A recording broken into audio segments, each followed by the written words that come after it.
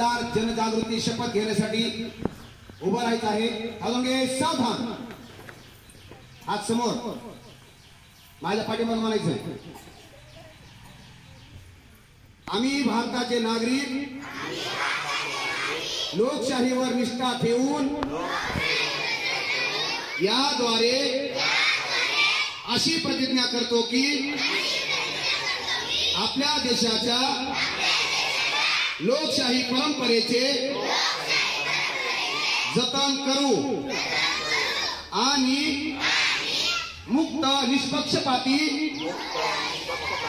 व शांततापूर्ण वातावरणातील निवडणुकांचे पावित्र्य राखू व प्रत्येक निवडणुकीत निर्भयपणे तसेच धर्म, वंश, जात,